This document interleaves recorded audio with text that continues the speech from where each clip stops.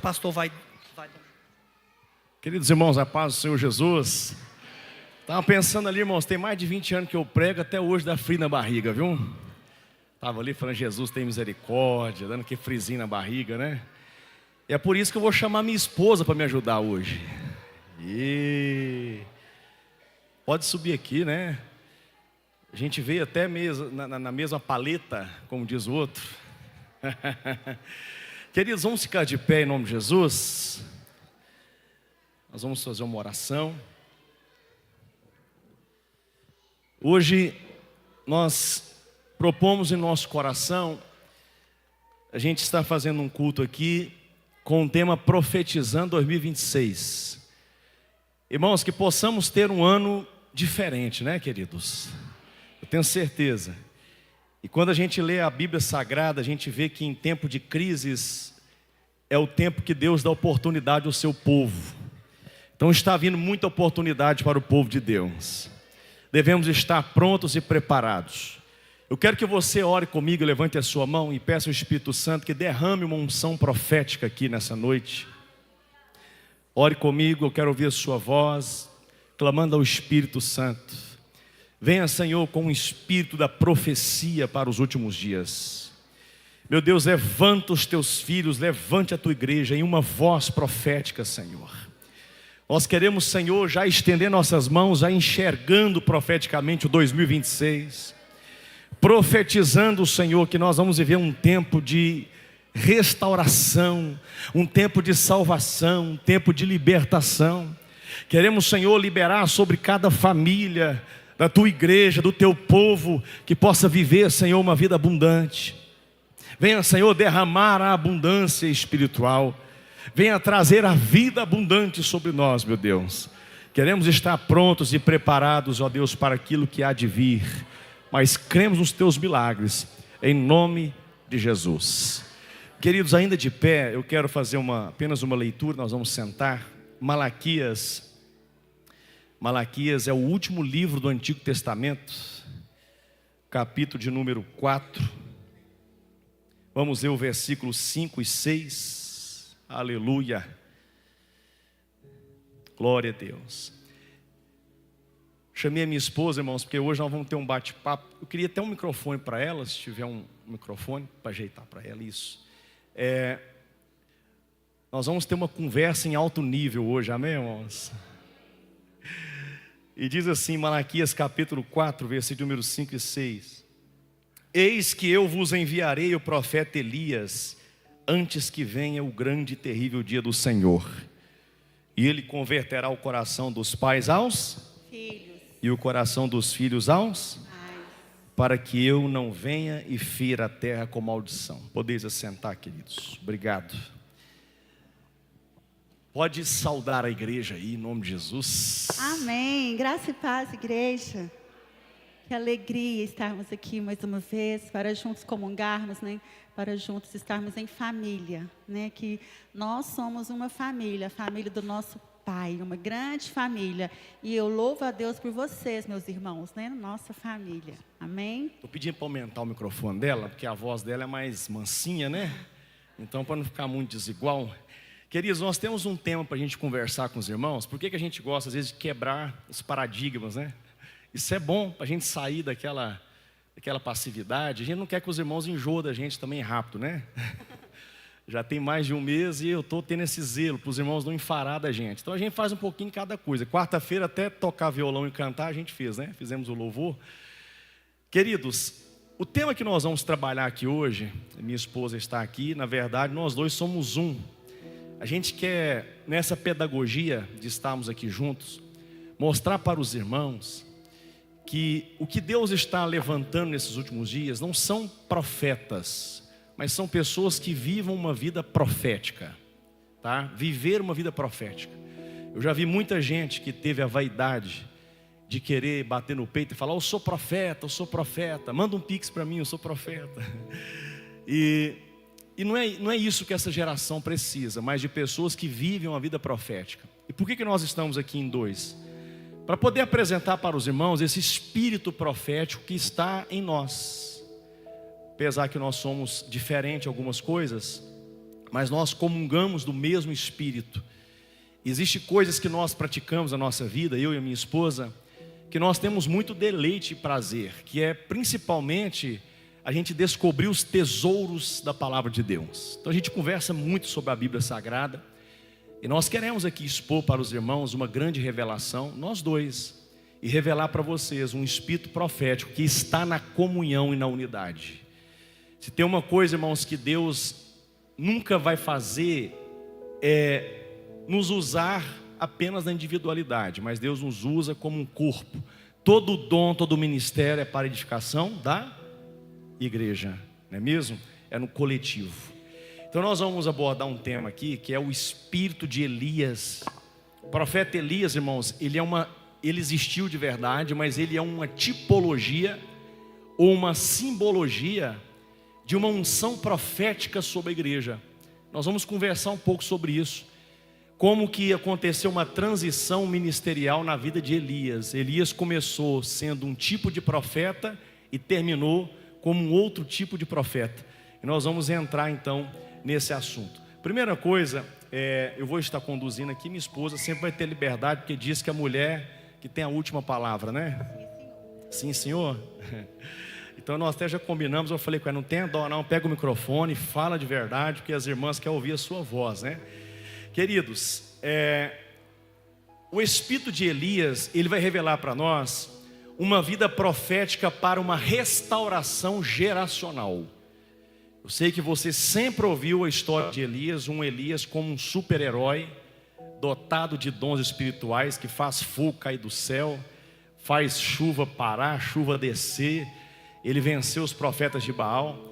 Eu sei que você tem essa imagem do grande profeta Elias, mas nós vamos descobrir aqui hoje como que ele entrou por um processo de maturidade, e esse processo já é uma profecia para os últimos dias.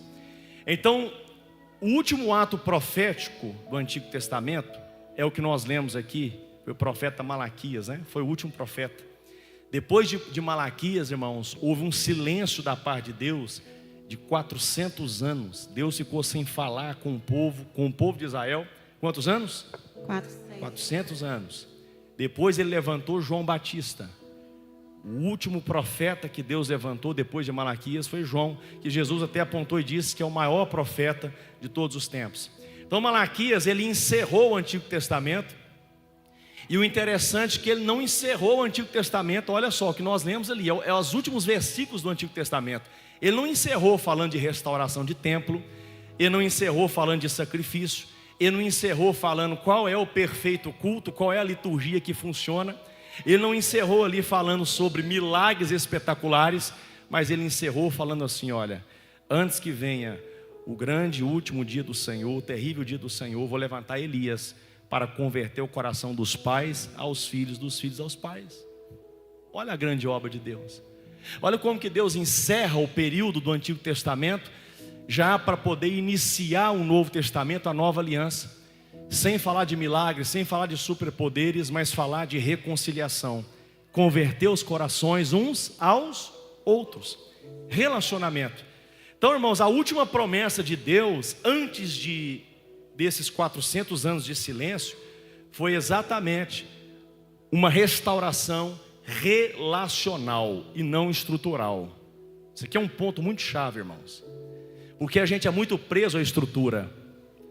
Quando a gente pensa no crescimento da igreja, a gente pensa realmente em ampliar a estrutura, em aumentar, em arrendar um grande galpão, e fazer dívidas de milhões para poder equipar, e a igreja tem que ser equipada, estrutura, sendo que o foco que o próprio Jesus ele trouxe foi numa restauração, numa remissão, uma rendição relacional. Restauração relacional. Nós vamos abordar esse assunto, porque Deus aponta que sem reconciliação entre gerações a terra permanece debaixo de maldição. Vou fazer uma pergunta para vocês: quem amaldiçoa, Deus ou o diabo? Quem acha que é o diabo, levante a mão. Quem acha que é Deus, levante a mão. Quem não acha nada, levante a mão. A maioria. Quem não quer responder, levante a mão. Então veja bem, irmãos, quem está falando aqui, eu vou ferir a terra com maldição, é o próprio Deus, falando na boca de um profeta. Maldição é disciplina. Disciplina. A palavra maldição no original vem de disciplina. Porque quando Deus ele permite ou envia uma maldição, e essa maldição, irmãos, ela vai passar de geração para geração. Qual que é a intenção, o propósito de Deus? É que alguém se arrependa. É como se fosse uma febre. Lembra quando Jesus curou a sogra de Pedro, que estava com febre? Ele fala, por que tem uma mulher sendo curada de febre? Mas é uma sogra, né? A sogra de Pedro sendo curada de febre. Aquilo é muito profético, eu já preguei sobre a cura da febre, da sogra de Pedro. Porque a febre é um sintoma, a doutora Gabriela está aqui, né, para nos dizer, o sintoma é profético, não é verdade? Você está com um problema, o que vai revelar de forma profética a causa? O sintoma, uma febre, principalmente, existe uma inflamação. Então a maldição seria uma febre geracional que vai passando de pai para filho, é uma coisa que se repete e alguém precisa fazer um diagnóstico e descobrir a causa disso aí. Agora, irmãos, aqui existe uma grande revelação, né, meu amor? Vou falar meu amor porque ela não gosta que fale irmã Andréia, e nem pastora também, ela não tem essa vaidade, então eu vou falar meu amor. Aqui existe uma grande revelação, irmãos. O que é uma fissura, uma brecha, uma porta que se abre para que uma maldição trave vida de pessoas e famílias? Nós não estamos falando aqui sobre projeto de vida para o ano que vem. Quantos aqui quer viver um romper de Deus no ano que vem, irmãos? Se você não está vivendo um romper de Deus, é porque tem alguma coisa travando. Se tem alguma coisa travando, nós precisamos descobrir a causa disso. E eu já estou dando prontinho para os irmãos aqui o diagnóstico. A causa disso é um problema relacional. Existiu algum problema para trás na sua família, nos seus descendentes, sua descendência, na sua linhagem, problemas de relação. O que faz uma pessoa matar outra? Um homicídio, um derramamento de sangue. O que leva uma pessoa a um suicídio, que abre portas para uma maldição? Problema de relacionamento. O que leva uma mãe a abortar uma criança? Problema de relacionamento. Crise de relacionamento. E isso são as portas espirituais que se abrem para, irmãos, as influências espirituais malignas. Então, antes da gente levantar a mão e profetizar que 2026 vai acontecer milagre, nós precisamos fechar as brechas. As portas do inferno não prevalecerá contra a igreja do Senhor. Fala alguma coisa, minha querida. Te peguei, então, né? Então é isso, irmãos. A gente lida bastante com o ser humano nas suas dores mais profundas. Porque a palavra de Deus, né, que é o nosso instrumento, né, que a gente usa como um bisturi, né, para chegar nas áreas mais profundas da vida da pessoa, que só ela é apta para discernir os pensamentos, juntas e medulas, né, profissionais da área da saúde, profissionais da área da mente, né, os psicanalistas, psicologia. Eles chegam, sim, né, em muitos lugares da alma da pessoa, mas a principal arma, o bisturi principal é a palavra de Deus, para chegar no mais profundo. E a gente lida muito com seres humanos, assim, conversando. Não apenas um pastoreio aqui, orando aqui de cima da igreja e profetizando daqui, está tudo bem, como se fosse uma cirurgia geral. Não, é na intimidade das pessoas, na sua individualidade, nas complexidades das pessoas. E a gente percebe que o que leva realmente as pessoas a viverem uma vida de muitos fracassos, de falta de dormir, de descanso na sua alma, de fruto, são as feridas nos relacionamentos mais próximos. Porque o inimigo, ele usa as pessoas mais próximas, aquele que tem acesso ao nosso coração para abrir feridas. E as feridas abertas, elas são acessos espirituais, né, para os espíritos malignos. E ali, aquela ferida ali, como a gente tem um machucado superficial e pousa, né, os insetos, as moscas, né, no mundo espiritual é assim também. Se nós vamos manter uma ferida relacional aberta por muito tempo, os espíritos malignos, eles têm acesso. E por isso é tão importante a gente submeter e se sujeitar ao tratamento de Deus através do Espírito Santo, que é um óleo que cura, ele é o bálsamo que realmente nos cura. E tudo faz parte de, primeiramente, nós nos sujeitarmos aos outros, né? A palavra, através de um sacerdote, através de uma autoridade, para ser curado e as feridas serem fechadas, e a gente não mais viver sobre as influências espirituais malignas. É verdade. Queridos, quando a gente fala de Elias, pensa num homem realmente que foi até venerado pelo povo judeu. O profeta Elias, um ícone dos judeus israelitas, né? Assim como Davi. Bom, olha só o Davi, que interessante, abrindo um parênteses, né? Davi, ele foi um homem muito vitorioso como rei, vencia todas as guerras e batalhas. Davi, um exemplo de adorador, mas e na vida familiar? Fracasso. Olha como a destruição entrou na casa de Davi, irmãos. E ele já vinha ferido, né, de sua casa, exatamente. Né, da rejeição que ele sofria ali. Pelo que a gente lê lá em Samuel, ele não se sentava à mesa. Alguns acreditam que ele era até filho bastardo, né? Por isso que ele não podia sentar na mesa. Então é que o profeta Samuel falou assim, não, ninguém vai comer enquanto ele não chegar. Exatamente. Né? E o pai, ele mencionou todos os outros filhos ali, Eliabe, né? E todos os outros ali, os homens altos, né? Lá do BOP, lá de Saul, né? Do exército de Saul lá. Mas aí Samuel ficou assim, e Deus falando, não é esse, né? Porque Samuel estava vendo o quê? O estereótipo, né? De guerreiro, aparência. E Deus falando que Samuel, não é esse, né? Você está vendo como o homem vê, você está vendo só a aparência, né? Mas eu vejo o coração. Aleluia.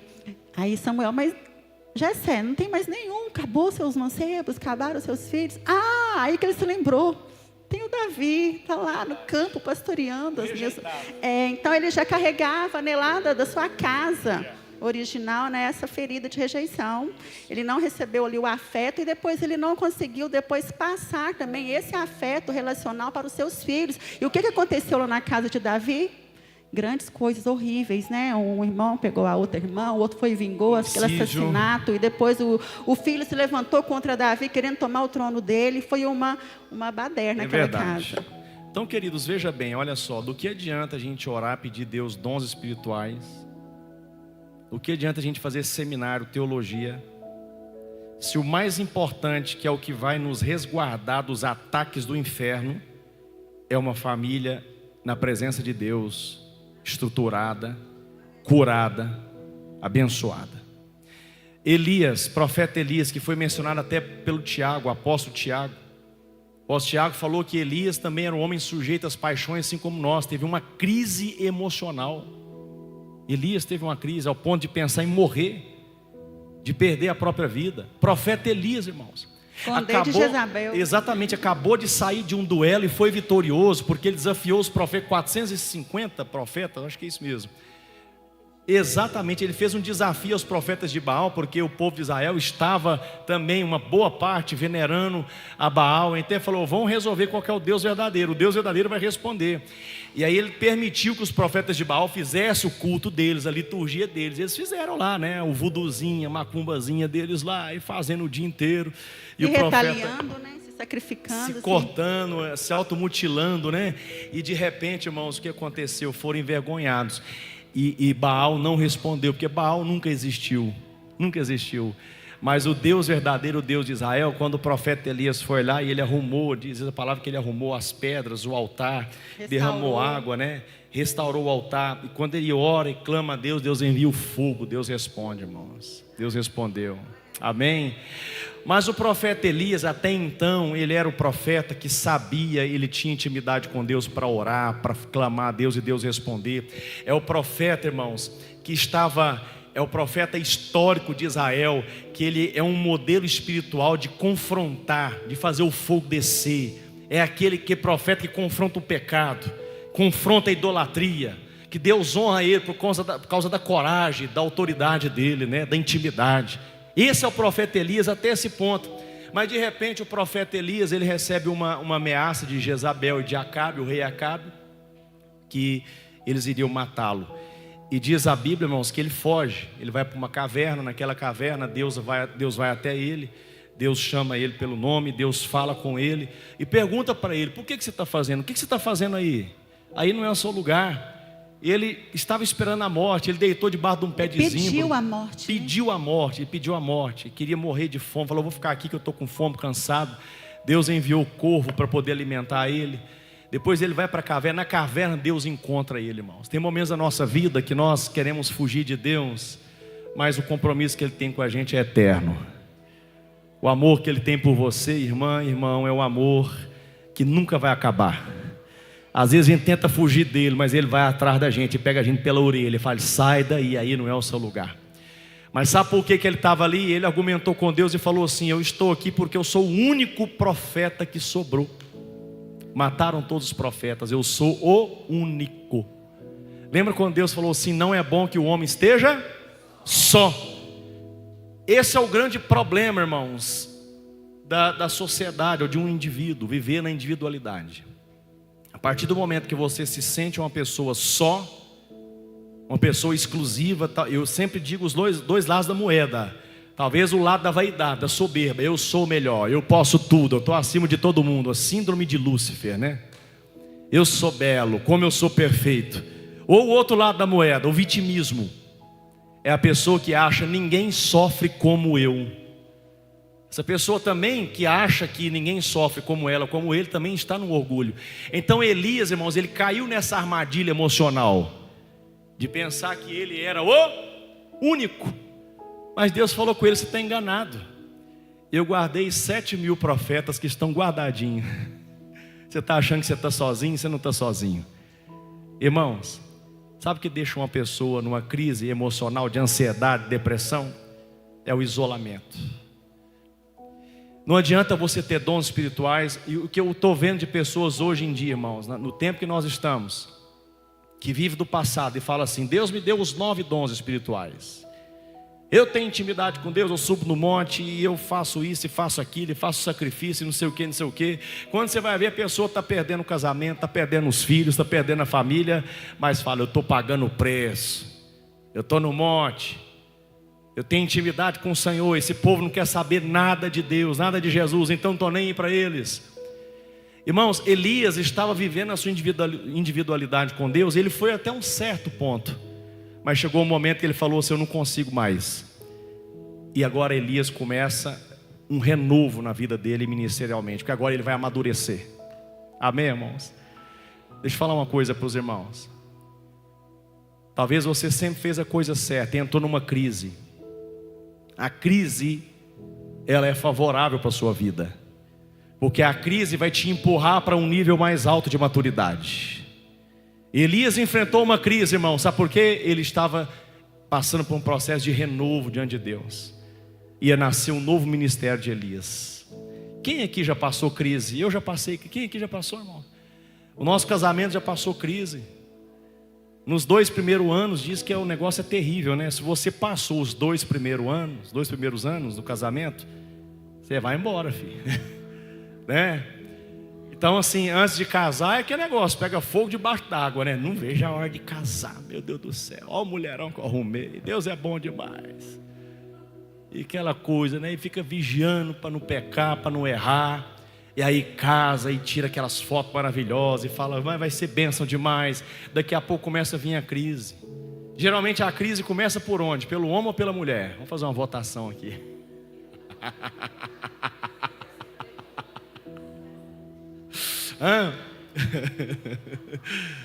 Eu acho que ficou meio dividido, meio balanceado. Mas o meu caso, né? Acho que foi mais do seu lado, né? Você entrou numa crise. É porque a gente fica iludido, achando que está casando com um príncipe encantado, né? Que a gente assiste filme, né, romântico, e acha que existe, né? Mas você vê que não tem nada disso na prática, na realidade. Não existe. Para as meninas que estão solteiras aí, gente, não existe príncipe encantado. É ferro e ferro se afiando. Realmente, é orgulho sendo quebrado todo dia. É assim. O Senhor usa o casamento para tirar de nosso orgulho. Porque muito gente, orgulho. Senão não permanece, não. Eu aprendi no seminário, irmão, sabe o quê? Que o casamento é um instrumento de Deus, como o machado. Aquele machado que eles estavam fazendo na casa dos profetas, né? Foi com o profeta Eliseu. A casa dos profetas, e de repente quem estava com o machado emprestado, o cabo soltou do ferro e o ferro caiu lá para dentro. E o machado era emprestado, né? Então eles vão até o profeta fala e joga o cabo lá na água. Jogou o cabo, o ferro subiu e entrou um dentro do outro. Então, o casamento é assim. Tem um que vai ser, a natureza dele é de ser ferro, o outro é a natureza de ser madeira. O ferro, segundo a natureza dele, ele não pode boiar numa água, né? A madeira pode, o cabo de madeira pode. Mas aquele dia aconteceu um milagre, o ferro teve que boiar. Porque para um casamento ser restaurado, tem que haver uma mudança de natureza em nós, irmãos. Sabe aquele negócio tipo assim, a vida inteira eu fui assim, meu pai sempre foi assim, meu avô foi assim, e eu vou ser assim. Você aceita, viu, mulher? Porque lá em casa é assim. Eu até falei com meu pai estes dias, se a minha mulher não me respeitar, pai, eu vou fazer igual o senhor. Com crente não tem esse papo não, irmãos. Não tem esse papo não. O negócio de tradicionalismo, nós temos que converter e ser transformada a nossa natureza. E às vezes a gente está tão preocupado com a liturgia, com o culto que vamos fazer para o Deus Jeová mandar o fogo do céu, e estamos perdendo a batalha dentro de casa. Então o problema de Elias, o grande problema crônico de Elias, irmãos, era falta, diga assim, de família. Falta de família. Por isso que o Elias, que o profeta Malaquias profetizou aqui, não tem nada a ver com o profeta Elias que nós vemos lá no livro de Reis. Não tem nada a ver, irmãos. Tem nada a ver com esse profeta, aquele profeta que enfrentava os falsos profetas. Não, esse aqui que está falando de reconciliação. Espera aí, esse é o profeta Elias aqui de Malaquias, vai converter o coração dos pais aos filhos, dos filhos aos pais. Mas cadê aqueles milagres que ele fazia? Irmãos, depois passou 400 anos, a unção de Elias vem na vida de João Batista, e João Batista se levanta, e você não vai ver nenhum milagre que João Batista operou. Pode procurar na Bíblia. Algum milagre que João Batista operou, não operou nenhum milagre, porque a obra que ele fez foi uma obra de nivelar os montes. Chamar o povo ao arrependimento. Chamar o povo ao arrependimento, preparar o caminho para o Salvador, denunciar o pecado. Sabe qual foi o pecado que custou a cabeça de João Batista? Um pecado contra a família, o pecado dentro da casa de Herodes. Lembra que lá quem perseguiu Elias foi Jezabel? Olha o espírito de Jezabel agora perseguindo João Batista, porque denunciou que Herodes estava agora tendo relação com a sua cunhada, com a esposa. Não, era com a filha. Não, com a esposa do irmão dele. Isso, com a cunhada. É isso mesmo. Uma bagunça. Aí João Batista vai e denuncia. Você está com a sua cunhada. Está com a sua cunhada. E aí, irmãos, isso custou a cabeça dele. O que João Batista estava denunciando? Denunciando exatamente o pecado que destrói família: prostituição, imoralidade. Só que quando ele denuncia esse pecado, ele está batendo de frente com quem? Com o espírito de Jezabel. Irmãos, e o problema de Elias lá no Antigo Testamento foi que ele enfrentou Jezabel. Ele tinha dons, ele tinha o poder de Deus, mas ele não estava preparado para encarar Jezabel. E na vida espiritual, irmãos, quando a gente fala de batalha espiritual, né, irmão Pablo? A gente sempre conversa sobre batalha espiritual. Vou falar uma coisa. Quantas vezes, irmãos, eu vejo o demônio agir na vida de pessoas dentro da igreja. Mas a gente só pode bater de frente com o demônio quando você está revestido. Tudo tem a hora certa. Jesus falou assim: vocês vão pisar na serpente, nos escorpiões. Se você vê um escorpião com ferrão para cima, se tiver descalço, você tem coragem de pisar nele? Quem tem coragem? Porque com a mesma força que você vai pisar num escorpião, é a mesma pressão que o ferrão dele vai entrar para dentro do seu pé e vai te matar envenenado.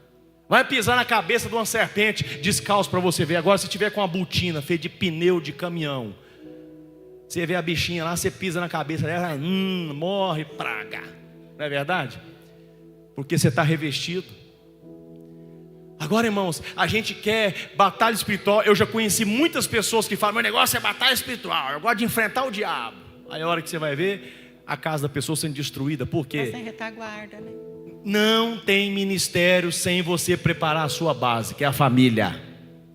Não adianta ficar ansioso, igreja. Pastor, que dia que o senhor vai me dar oportunidade? O dia que você restaurar a sua casa, a sua família.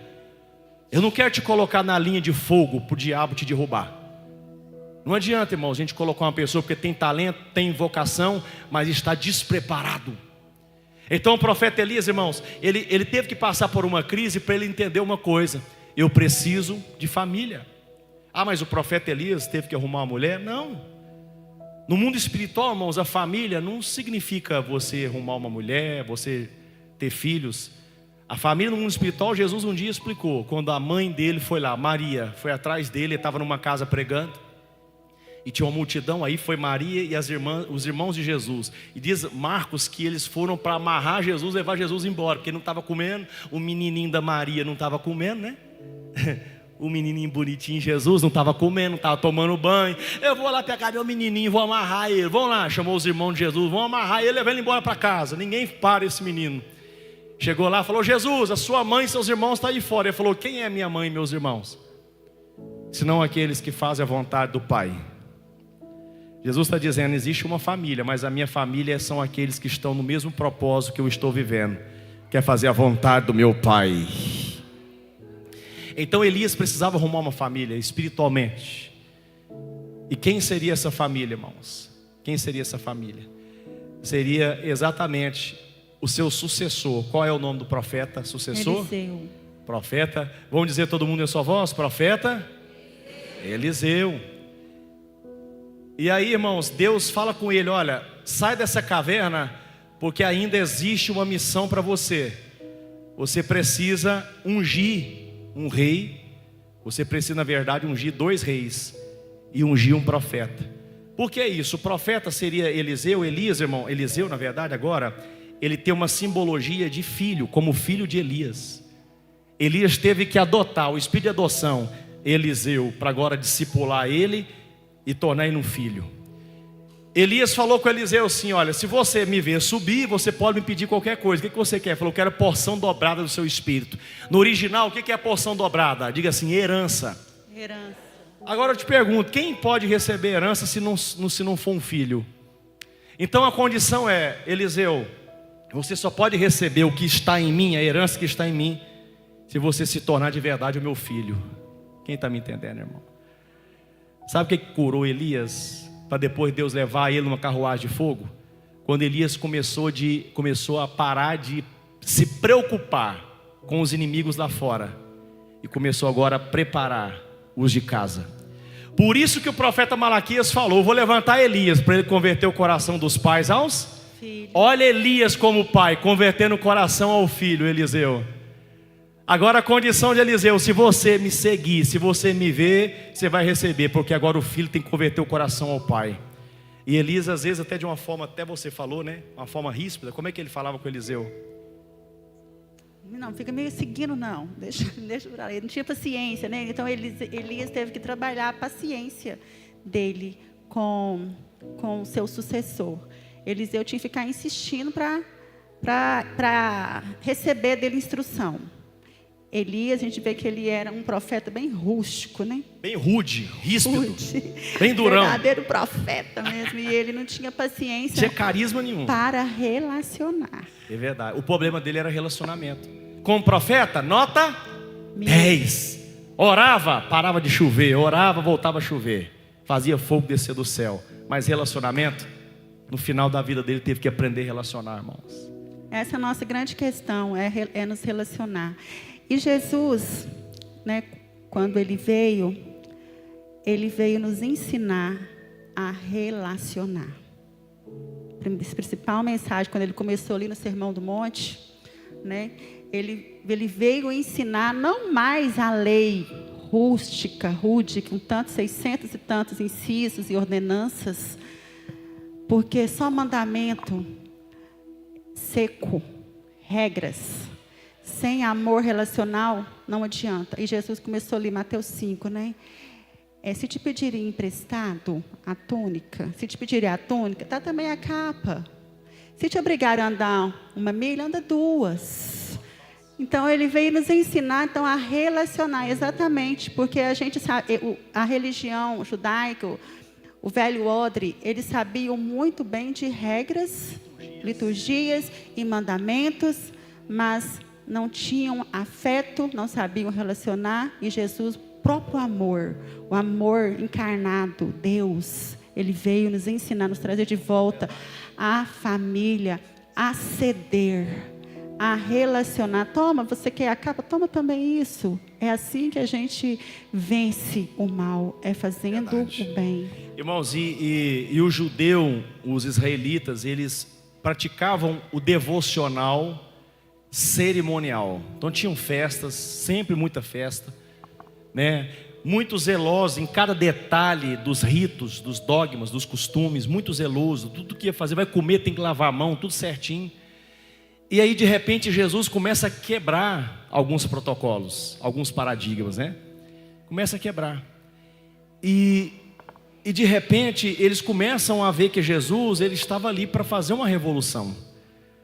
Jesus não veio para fazer uma revolução, ele veio para fazer uma restauração. Qual a restauração que Jesus veio fazer, irmãos, e veio trazer para nós?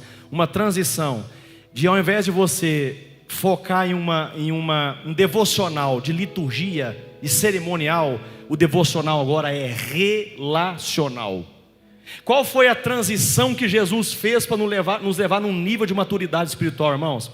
Diga assim: devoção cerimonial para devoção relacional.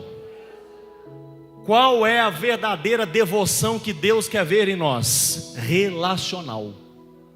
Que é a mais difícil. Que é a mais difícil. Destruir os profetas de Baal, isso é fácil. Orar para o fogo cair do céu, isso é fácil. Irmãos, a gente fazer uma campanha de 40 dias de jejum, isso é fácil. Fácil, pastor? Misericórdia. Difícil. Fácil em relação e comparação a você ter que amar o seu inimigo. A perdoar. A perdoar. É ou não é verdade? Se Deus falar com você assim: eu não quero nenhum minuto de jejum da sua parte, eu quero que você, como Ele falou com muitas pessoas, deixa a tua oferta aqui, vai consertar com quem você tem ofensa, depois você volta e pratica o seu culto. Porque não adianta, irmão, se nós temos ofensas, se nós temos relacionamentos quebrados, podemos orar, pedir Deus dom, pedir Deus para fazer milagre, nada vai acontecer. Agora, a partir do momento, irmãos, que a gente sair desse nível e ir para um outro nível, né? Porque Deus ele falou com Elias: você agora tem uma missão relacional, vai ungir Azael, ungir Jeú, os dois são reis, inclusive um desses dois reis aqui nem era israelita, você vai ungir eles, você vai até eles, e vai ungir a Eliseu como profeta no teu lugar. Sujeição, você vai ter que descer. Lembra que Jesus, ele ensinou antes da partida dele, irmãos, da ceia, da morte dele, e lavou os pés dos discípulos, se sujeitou. Quando Jesus, vou levantar um pouquinho aqui, pode, a perna está adormecendo, ficando velho, né? Oh meu Deus, não dou conta de jogar bola mais.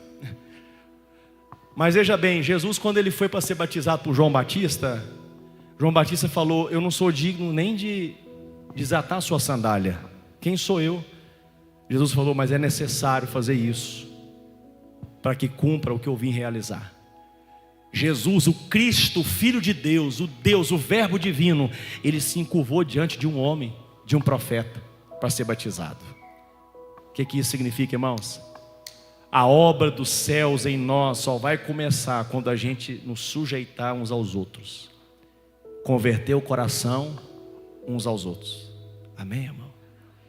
Pastor, as pessoas precisam converter aos costumes da igreja, tem um estatuto cheio de regra, vamos ler o estatuto, e quem não obedecer aos estatutos não pode participar da ceia, não pode fazer parte da membresia da igreja. Irmãos, o que Deus quer não são pessoas convertidas a um estatuto de uma igreja, mas convertidas uns aos outros e a Cristo. Aleluia. É essa conversão que Ele requer de nós. Eu e minha esposa, irmãos, a gente veio de um sistema mais litúrgico, né? Religioso, mais litúrgico. A minha esposa, ela nasceu filha de pastor, cresceu dentro da igreja. As brincadeiras dela é até engraçada. Ela brincava de fazer culto, não tinha mais nada para fazer, não podia ter televisão, né? Não podia ter boneca, que era pecado. O boneco da Xuxa era do diabo, né? Na época, no tempo dela. Tudo pecado. O fofão, misericórdia. Uma vez vocês arrancou a cabeça do fofão para ver se tinha um punhal lá dentro. Rasgou ele todo, né? E não tinha nada lá dentro. Só destruiu o fofão. Coitado do fofão. Conta aí, conta para nós. Eles falaram que tinha vela dentro do fofão, tinha uma macumba dentro do fofão, e a gente ganhou um fofão. A gente destruiu. Ficou curioso. Caçando, não tinha nada. Destruiu, não tinha nada. Não tinha vela de macumba, não tinha nada dentro do fofão. Destruiu o fofão. Então, ou seja, cresceu conhecendo o processo, conhecendo a estrutura litúrgica. E aí quando a gente casou, né, eu já sendo crente também, e ela também, a gente teve um certo choque até de modelo de adoração, né? Ela aprendeu muito esse lado mais legalista, né? que a gente tem que fazer para poder receber da parte de Deus. E eu já vim já do lado mais da graça. Eu, não, é a graça, é o favor de Deus. E não, mas que absurdo um negócio desse. Pode ser tão fácil assim não. Né? Pagar muito preço. Não, tem que pagar o preço, tem que pagar o preço. Eu, não, mas Jesus já pagou o preço, meu bem. Então assim, a gente brigava muito, irmãos. Brigava muito quando essas coisas, entrava muito em conflito. E chegou um certo momento, eu falei com ela, ó, se a gente realmente não alinhar a nossa vida espiritual, nosso entendimento, nós não vamos caminhar muito longe. Não tem como a gente querer estar na frente de uma obra, do ministério, eu já pastoreando junto com ela, e a gente tendo conflito, tendo problema, irmãos. Do que adianta a gente saber pregar, saber cantar, se dentro de casa está na beira de um divórcio? Não adianta nada, você joga tudo pro ralo, joga tudo, né? Chuta o pau da barraca e vai embora. Mas nós tivemos que fazer o que, irmãos? Nos submeter um ao outro, nos sujeitar. Eu tive que abrir meu coração para ela, contar os meus limites, minhas dificuldades. E ela teve que fazer a mesma coisa. A partir desse momento, irmãos, uma unção profética veio sobre nós. Veio sobre nós. Eu busquei, irmãos, conhecimento. Eu busquei aonde tratar as minhas feridas, minhas dores. Muitas feridas, elas que vieram pela religiosidade. E ela também. Eu falei, meu bem, inclusive alguns aqui até conhecem a base da Jocum lá em Curitiba, né? Tá, o irmão tá ali, ó. O irmão, olha que benção. Hã? Tá lá, o irmão chegou lá de Curitiba, né? Levanta a mão ali. Quem conhece aquele irmão? Hã? É o Gustavo mesmo, é que a luz está forte aqui, ó. Isso, é ele mesmo, ó. Ele falou que ia vir, veio, olha lá, ó. Deus abençoe. Então eu tive lá na base da Jocum, e ali eu fui ministrado, né? Muitas feridas, irmão, muitas dores, sabe? Eu lembro que tinha 20 pastores assim ao meu redor, assim, falando, pode abrir o coração. Eu fui contando a minha vida, o que a religião fez comigo, muita dor, muita ferida. E eu chorava. E minha esposa aqui em Pará de Minas, e me esperando eu passar pelo seminário. Irmãos, e foi redentivo, porque veio um bálsamo de cura na minha vida. E eu liguei para ela e falei assim, meu bem, agora tem um antes e um depois da nossa vida. E eu cheguei, irmãos, e eu comecei a ministrar na minha esposa. Que coisa linda e fofa, né? Eu ministrando, a gente sentava no chão lá no quarto, fechava a porta e ficava lá, colocava um fundozinho musical no YouTube. E eu sentava e eu começava a ministrar na vida dela. Eu falando com ela, pode confessar seus pecados para mim. Confessa tudo. Estou pronto para ouvir. E ela foi abrindo o coração, irmãos, abrindo o coração. Sabe, eu falando assim, não me veja como seu marido, não. Me veja como um irmão em Cristo. Eu estou aqui para te ajudar, porque o Senhor me curou. E ali eu fui ministrando na vida dela. Ela tinha muita timidez, né? E eu sempre incentivo ela. Eu falo, não, você é capaz. Você também vai ministrar, vai pregar. Então a gente faz um trabalho de atendimento. A gente sempre atende pessoas, eu e ela juntos. E existem muitos testemunhos, irmãos, de pessoas que foram curadas de depressão, pessoas que foram libertas. Tem pessoas, irmãos, a gente atendeu um casal que eles viviam debaixo de uma maldição, a vida travada, a filha estava em depressão. Nós atendemos a filha e Deus, eu comecei a orar, Deus me revela o que está acontecendo com essa moça. Ela não saía do quarto dela, irmãos, não saía do quarto. E aí ela aceitou a gente atender ela, e de repente eu falei com ela assim, me conta se aconteceu algum caso de aborto na sua família. Ela falou só, tem um caso que ninguém sabe, mas minha mãe abortou. Minha mãe abortou, meu irmão. E depois eu nasci. Eu falei, você nasceu num útero endemonizado, que recebeu um sangue de um homicídio. Aborto é voluntário, né? Aborto voluntário, não foi é a mãe quis, ela abortou a criança. E aquilo ali, irmãos, e a mãe estava numa igreja, o pai numa igreja, todos os evangélicos tomando santa ceia, e o pecado encoberto. E essa menina vai e confessa, e eu ministrei sobre ela, sabe? Em nome de Jesus, que a sua vida seja retirada desse altar de Moloque, em nome de Jesus, que o sangue do Senhor venha te cobrir agora, que você seja ligado no trono da graça. Aquela menina, irmão, saiu da depressão. E a mãe dela também vivia na depressão. A mãe dela morava em outra cidade. E ela contou para a mãe. E a mãe falou, eu quero ir lá, quero confessar os meus pecados. E veio a mãe e confessou, eu abortei mesmo, me arrependo em nome de Jesus. E nós ministramos sobre a mãe, irmãos. Sabe, queridos, é isso que vai destruir o inferno no meio da igreja. É quando a luz vier sobre nós, a transparência, a confissão, né? Porque Tiago fala, confessai as vossas culpas uns aos outros. E orai uns pelos outros para que sareis. Então, a confissão uns aos outros, a confissão há uma autoridade. Eu já falei com Deus só. Não, a Bíblia, Tiago deixa claro, para que haja cura.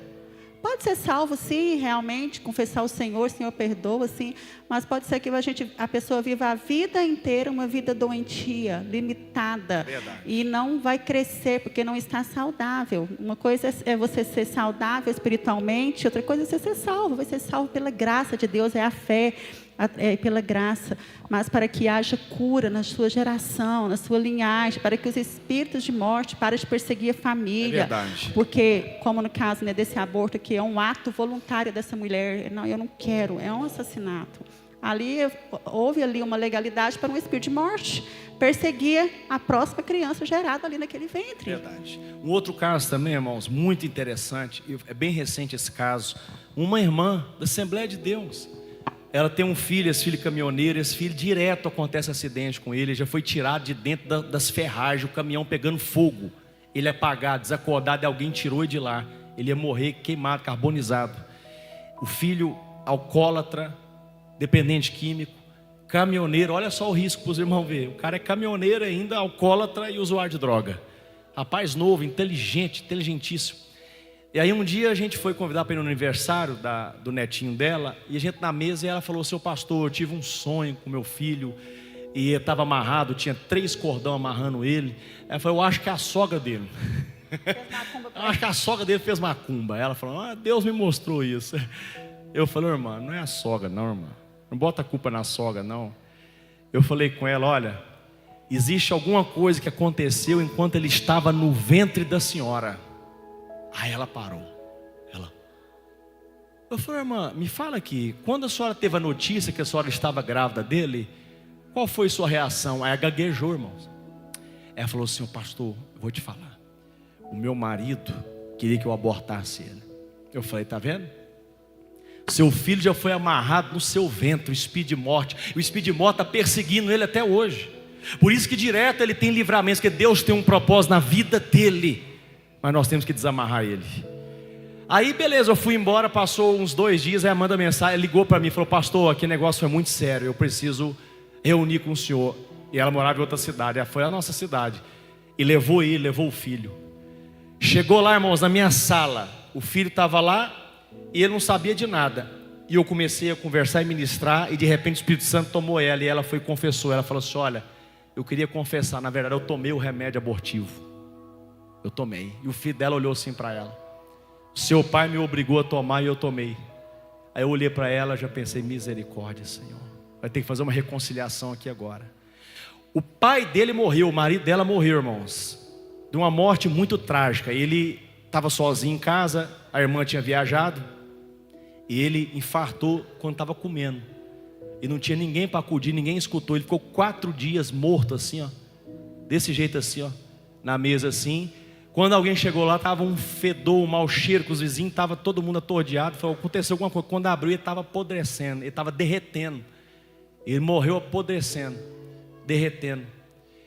E aí, esse menino, ele ficou traumatizado, porque foi ele que abriu a porta, o filho da irmã. Ele abriu a porta e viu essa cena ainda, irmãos. Olha só o cenário de morte que esse menino sempre viveu. Aí está os dois na minha sala lá. Eu falei: irmã, o marido da senhora não está vivo mais para poder pedir perdão para ele, mas a senhora vai pedir perdão para o seu filho aqui agora e reconciliar com ele. Irmãos, a minha cabeça até arrepia. Foi uma glória de Deus que entrou naquela sala, irmãos. A irmã começou a chorar, quebrantada, e pedindo perdão de uma coisa que aconteceu há quantos anos atrás, ninguém nem sabia mais disso. E ela pediu perdão para ele, e ele chorando e liberando perdão para ela, irmãos. Isso é maravilhoso, fazer essas coisas, converter o coração dos pais aos filhos, dos filhos aos pais. É aí que fechamos as portas dos espíritos de morte, de doenças e enfermidades, irmãos, de destruição e miséria. E às vezes a gente fica procurando um pastor, um super pastor que tem a oração super poderosa para poder libertar o filho da irmã de tal, do irmão fulano de tal. Irmãos, nós fechamos as portas do inferno, convertendo nossos corações uns aos outros. Amém, queridos? Então, para a gente poder, caminhar para o encerramento, a partir do momento que eu e minha esposa, irmãos, a gente entendeu isso, a gente deixou de ser muito metódico, de ficar preso às liturgias. Por isso que a gente gosta de quebrar. paradigma. Aonde que a Bíblia vai falar para a gente aqui, ó, o culto tem que ser assim? Jesus ensinou para a gente, irmão Raul, como é que deve ser feito o culto, ó. Vocês vão cantar 30 minutos de louvor, tá? Começa com um louvor mais animado, fazendo tchap, tchap, tchap. Depois você vai para um louvor mais suave. Jesus não ensinou ninguém como é que faz um culto, mas Ele ensinou a gente a relacionar. Ele ensinou a gente a reconciliar. Ele ensinou a gente a dar uma nova chance para quem foi rejeitado pela sociedade e pela família. Quando Jesus libertou um endemoniado gadareno, o ex-endemoniado falou assim: o senhor me aceita no seu ministério? Me leva com o senhor para pregar. Eu vou ser o pregador do cartaz. O ex-endemoniado gadareno vai estar no congresso da igreja. Jesus falou com ele assim: não, você vai voltar para sua casa. Aleluia. Conta para a sua família o que aconteceu na sua vida. Aleluia. Sabe qual o maior testemunho que nós damos, irmãos? É o que Ele fez na nossa vida. Eu e minha esposa, nós fizemos um voto com a gente e com Jesus. Nós somos testemunhas de que casamento dá certo. E casamento pode ser uma bênção nas mãos de Deus, se os dois se sujeitar um ao outro, se sujeitar a Cristo. Irmãos, existe uma unção profética de Elias sobre nós, sobre a minha vida, sobre o meu casamento, para a gente poder proclamar a restauração familiar. Eu sei que a maioria dos irmãos aqui tem problema, teve problema de família. A Bíblia é recheada de famílias problemáticas, de pessoas que tiveram problemas. Você não é diferente de ninguém, isso é normal. Mas a Bíblia também fala de um Deus que restaura a família. Aleluia, aleluia. Irmão, se tem uma unção de Elias nesses últimos dias sobre nós, para que possamos converter os corações uns aos outros, porque o Senhor vai trazer um avivamento no seio da igreja. O avivamento, irmãos, que está por vir nesses últimos dias, será um avivamento de maturidade, irmãos, aleluia. Nós não estamos precisando mais de ver paralítico andar, cego ver. Estamos precisando de ver pessoas quebrar o coração endurecido, de pedra, e pedir perdão. É esse o milagre que precisamos ver. Nós estamos precisando de ver, irmãos, os maiores milagres nesses últimos dias, é o marido procurando a esposa e falando: me perdoa, meu amor, me perdoa, você é a única mulher que eu tenho na minha vida, sempre será. Nós estamos precisando de ver, irmãos, os pais procurando os filhos e falar: meu filho, eu te amo, não vou jogar você para fora, eu não vou colocar você para fora de casa, eu te amo. Amém, queridos? Glória a Deus. Quem pode dar uma salva de palma para Jesus?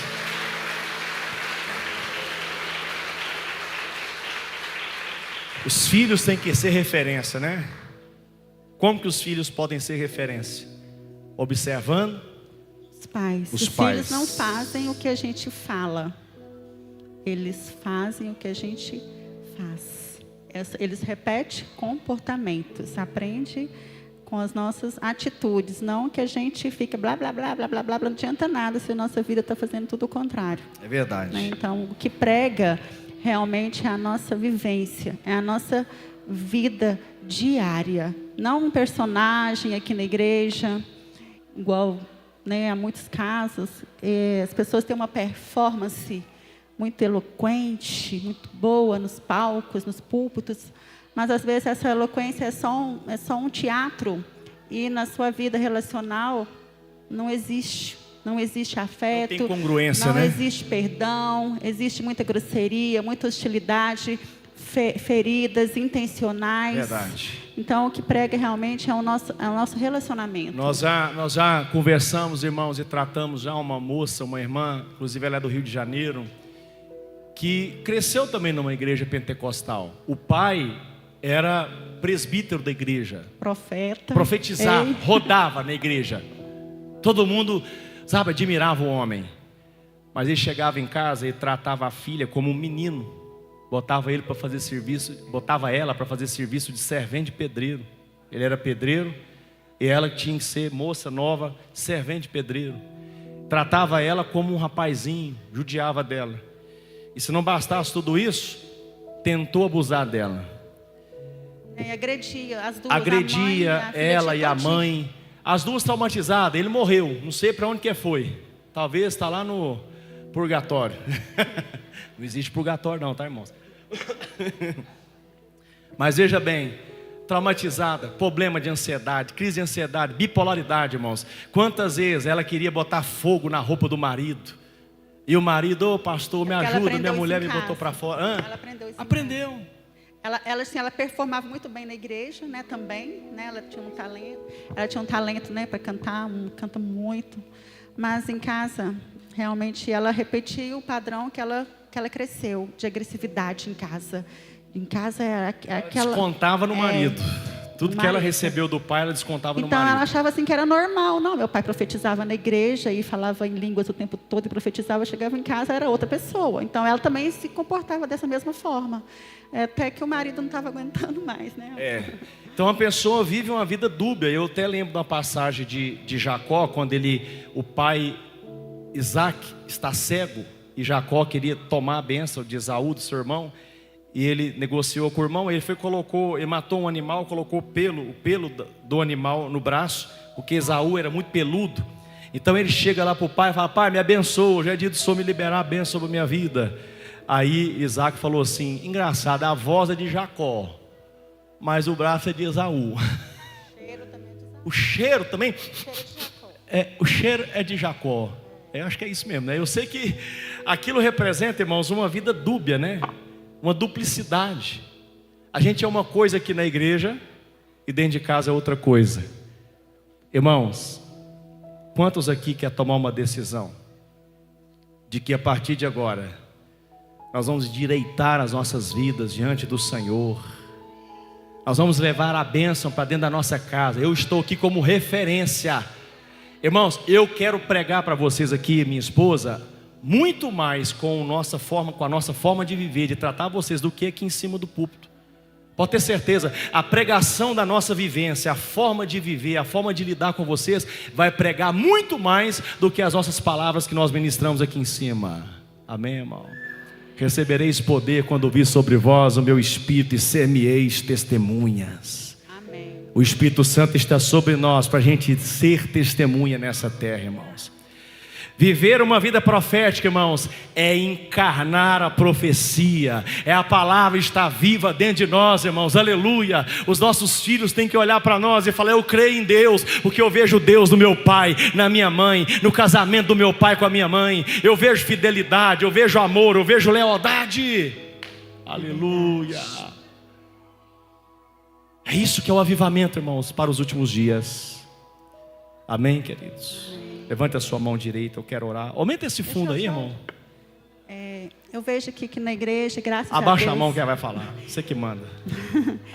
Tem muitos profissionais, né, que o Senhor levantou aqui para estar no meio das famílias, né? Tem as professoras que estão inseridas nas escolas, né? Onde que a gente percebe filhos ali tão feridos, né? As professoras ficam de pé, quem trabalha na escola, por favor. Vocês são agentes de Deus ali naquele lugar de cura. Vocês são agentes ali de transformação. Senhor, vocês estão ali como missionárias. Em nome de Jesus. A Leidiana também, como psicóloga, lá, principalmente na área infantil. Tem na área da psicologia Leidiana. aqui, tem mais pessoas? Eu queria chamá-las aqui na frente, as professoras, as pessoas que estão sendo missionárias lá no campo de trabalho. Estão relacionando lá com famílias. Cuida de vidas, né? Vem também a Leidiana, a gente vai ministrar sobre a vida de vocês, que vocês não estão apenas ali trabalhando secularmente, só em troca de um salário. Vocês estão ali sendo instrumentalizadas pelo Senhor naquele lugar onde tem famílias ali representadas através das crianças. Em nome de Jesus. Eu tenho certeza que vocês ouvem muitas coisas, nos ouve? Que o coração de vocês choram. Mas o Senhor aqui está derramando uma unção aqui dobrada sobre vocês, para vocês serem intencionais ali nos lugares. A Leidiana vem também. Tá vindo? A Júlia, né, também, não é Júlia, também está fazendo. Ela também tem uma célula lá na faculdade, né, está ganhando almas lá para o Senhor. Eu aprendi uma coisa, sabe? O que nós fazemos é só um pretexto para a gente relacionar com as pessoas. Vem também quem trabalha, por exemplo... Gabi está lá com famílias também, curando o corpo lá, mas também trazendo também cura para a alma, para o espírito. Né? São todas missionárias, né? Tá no campo de missão ali nas escolas. Aleluia. No trabalho. Em nome de Jesus. Vamos, igreja, estenda suas mãos aqui na direção dessas irmãs. Sim. E nem gasta a gente orar gritando aqui, porque é só a gente crer, irmãos, que tem uma unção profética aqui. Sim. Essa unção está aqui nesse lugar sobre nós. Espírito Santo, Deus, venha capacitar as tuas filhas cada vez mais. Pai. Sim, Pai, elas não são Meu Deus, apenas ali o trabalho, a profissionais. profissão que elas ocupam, meu Deus, é uma forma de servir o Senhor. Sim, É uma forma, meu Deus, de cumprir a missão, a vocação. sim. Meu Deus, venha derramar uma unção poderosa sobre elas, meu Deus, para que elas possam tratar essas vidas, ó Deus, com todo o amor que o Senhor nos deu. Que elas sejam intencionais. Venha dar a sabedoria, venha dar o conhecimento, venha dar as ferramentas espirituais, Senhor, para que elas possam curar, libertar vidas, ó Deus, aonde elas estiverem, Sim, Pai. lidando com crianças, com adolescentes, com jovens, Senhor. Oh, meu Deus, o Senhor vai levantar nessa geração, ó Deus, homens e mulheres que estão inseridos em todas as esferas da sociedade, mas vão viver de forma profética. Nós não estamos precisando de profetas dentro dos templos, precisamos de profetas, Senhor, lá fora, na geração, meu Deus, convertendo o coração uns aos outros, Senhor, dentro dos lares, dentro das famílias. Oh, Espírito Santo, venha, Senhor. Nós queremos, ó Deus, aqui partilhar do Teu Espírito, partilhar da Tua unção sobre as Tuas filhas. Recebem, irmãs, em nome de Jesus. Recebem em nome de Jesus. Autoridade. Aleluia, aleluia, aleluia. Que o Espírito, a Aleluia, ousadia aleluia. estejam sobre as mãos, Em nome sobre de as Jesus. palavras dessas irmãs, Senhor. Meu Deus, para levar restauração para aquelas crianças, Senhor. Para aquelas crianças que estão feridas em casa, Senhor. Meu Deus, só o Senhor sabe o que elas passam nas suas famílias disfuncionais, destruídas, ó Pai. Porque o inimigo faz o seu trabalho muito bem, que é destruir relacionamento, destruir casamento, destruir famílias. E aquelas crianças são tão vulneráveis, Deus. Mas, Senhor, que o Senhor levante essas mulheres com autoridade, com amor, com unção e com graça, Senhor, para ministrar a cura, para mostrar Jesus a essas crianças, Jesus. A essas pessoas, Senhor, que estão perdidas, que estão feridas, mas que elas sejam intencionais, Senhor, na ministração ali profissional e também na ministração do Evangelho, trazendo amor, ministrando palavras, Senhor, de amor, de conhecimento do Espírito Santo, que elas sejam autorizadas, Pai, a quando elas abrirem a boca, colocar as mãos, Senhor, sobre aquelas crianças, Senhor, que elas possam receber o Teu Espírito, que as crianças também possam sentir, ó Pai, o Espírito que habita nelas, que elas possam transferir essa graça e essa unção, o Espírito do Senhor, para aquelas vidas, ó Pai, que elas são intencionais, em nome de Jesus. Amém. Dê uma salva de palmas para Jesus. Deus abençoe, viu, irmãs? Pega na minha mão aqui, em nome de Jesus. Deus abençoe, viu?